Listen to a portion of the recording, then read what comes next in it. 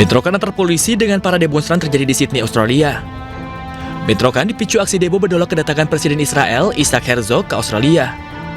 Massa meneriakkan slogan-slogan "Bebaskan Palestina" dan meneriaki Israel sebagai pelaku kejahatan perang dan melakukan genosida pada warga Palestina. Polisi yang berusaha membubarkan demonstran bertindak agresif dan menyemproti demonstran dengan semprotan merica. Aksi pun berujung ricuh hingga sejumlah pendemo ditangkap. Democracy that punishes peaceful protesters like us but welcomes a war criminal with open arms. Since October 7, we have seen mass starvation, death, killing, rape by Israeli soldiers and on Palestinians. Isaac Herzog datang ke Australia untuk bertemu dengan Perdana Menteri Australia Anthony Albanese dan menghadiri peringatan korban penembakan massal di Pantai Bondi tahun lalu. Zionis Israel menghancurkan lebih dari 1.000 bangunan permukiman warga di tepi barat Gaza, Palestina. Pembongkaran dilakukan dengan dalih bangunan tak berizin.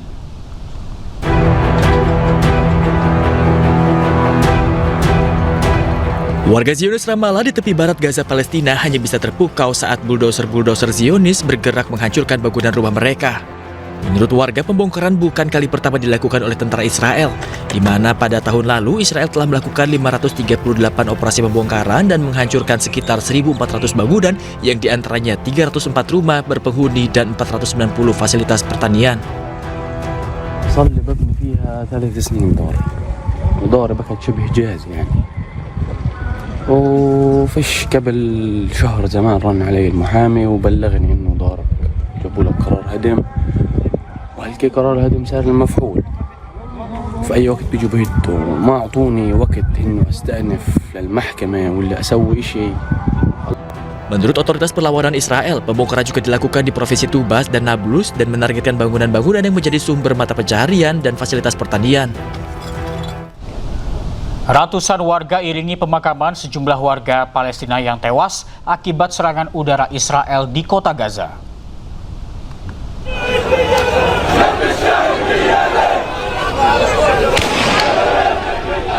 Sejumlah warga yang tewas akibat serangan udara Israel di lingkungan Al-Nasr, sebelah barat kota Gaza, dimakamkan.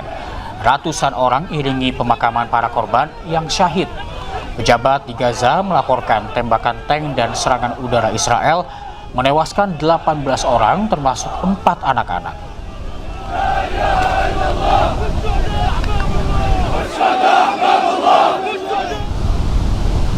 Kita ke informasi lain, pemirsa. Satu dokumen baru dari Jeffrey Epstein menunjukkan bahwa dirinya pernah memesan ratusan galon bahan kimia yang diduga digunakan untuk membuang jenazah korbannya.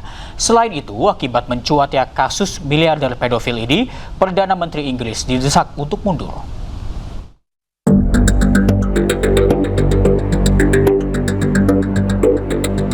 Sebuah faktur yang ditemukan dalam kumpulan dokumen terbaru Jeffrey Epstein menunjukkan bahwa perusahaannya memesan 330 galon asam sulfat kelas industri.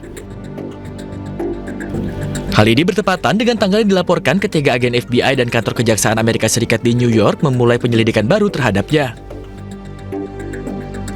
Pengungkapan ini memicu spekulasi mengerikan di internet bahwa Epstein berencana untuk membuang mayat, meskipun tidak ada bukti untuk hal ini. Sementara itu, pihak oposisi Inggris mengatakan Perdana Menteri Keir Starmer mulai kehilangan otoritasnya selama debat di Dewan Perwakilan Rakyat. Starmer semakin tertekan untuk mengundurkan diri setelah kehilangan kepala staf dan direktur komunikasinya terkait kontroversi Epstein yang sedang berlangsung. Starmer menghadapi semakin banyak pertanyaan tentang seberapa banyak yang dia ketahui tentang hubungan mantan duta besarnya untuk Amerika Serikat, Lord Mandelson, dengan mendiang miliarder pedofil Jeffrey Epstein. Peter Mandelson's disgraceful behaviour raises a number of questions about the ability of the current standard system to catch those few who seek to break our rules. This damages all of us across the House. Mr. Speaker, we have all been appalled at Jeffrey Epstein's disgusting crimes and Peter Mandelson's despicable behaviour. It is utterly contrary to what the Prime Minister stands for and the values at the heart of this government. We are resolute in our commitment to fighting men's violence against women and girls and supporting their victims. delivering on this mission is a critical part of our response to the terrible misogyny at the heart of the Epstein scandal. Setelah terungkap lebih lanjut pekan lalu, Mandelson membantah melakukan kesalahan, sementara Starmer mengatakan dia menyesali penunjukan tersebut. Pemirsa, penutupan MTQ ke-56 tingkat Kabupaten Tangerang diwarnai doa dan sholawat bersama untuk mendoakan para korban bencana Sumatera. Acara digelar dalam rangka penutupan kompetisi MTQ ke-56 yang diikuti lebih dari 1.300 peserta. Di bawah langit Pagedangan, semangat Al-Quran kembali bergema. Perhelatan Musabakoh Tilawatil Quran ke-56 tingkat Kabupaten Tangerang tahun 2026 telah usai. Seminggu penuh dari tanggal 8 hingga 13 Januari 2026, Kecamatan Pagedangan menjadi saksi keindahan ayat-ayat suci, semangat juang para kori-koriah dan kebersamaan umat. Malam pembukaan begitu megah. Ribuan warga memadati lapangan menyaksikan parade defile kreatif dari 29 kecamatan. Di langit malam, ratusan drone membentuk kaligrafi indah menyampaikan pesan cinta kepada Al-Quran. Dan di tengah kemeriahan itu ada aksi mulia, yakni penggalangan dana untuk saudara-saudara kita di Sumatera. Selama 5 hari penuh berkah, 1.332 peserta dari berbagai usia dan latar belakang bertanding di 14 arena. Dari musabakoh tilawah, tartil, hingga fahmil Quran, karya tulis ilmiah Al-Quran, hingga seni kaligrafi yang memukau. Tahun ini ada yang istimewa. Di MTS Radatul Irfan, 22 peserta penyandang disabilitas netra tampil gagah dalam cabang canet dan murotal.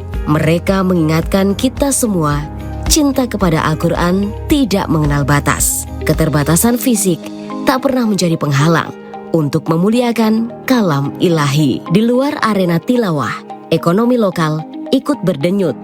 Puluhan tenan UMKM memamerkan kuliner dan kerajinan khas Tangerang. Warung amal menyediakan makanan dan minuman gratis menjadi wujud nyata gotong royong dan kepedulian sesama. Dan malam penutupan di lapangan Rans Nusantara menjadi puncaknya. Kecamatan Pagedangan dinobatkan sebagai juara umum MTQ ke-56. Sementara Kecamatan Teluk Naga kembali mempertahankan predikat penyelenggara terbaik untuk ketiga kalinya berturut-turut. Kami atas nama pemerintah daerah Kabupaten Tangerang mengucapkan terima kasih kepada panitia, ketua panitianya yaitu Bapak Dr. Haji Somad Maja dengan Pak Hariri dan seluruh pengurus sekaligus juga panitia lokal, terutama Pak Camat Pagedangan yang sudah luar biasa menyiapkan penyelenggaraan pembukaan MTQ ke-56 ini tahun 2026 ini secara hikmat, sederhana, tapi memberikan kesan positif kepada masyarakat.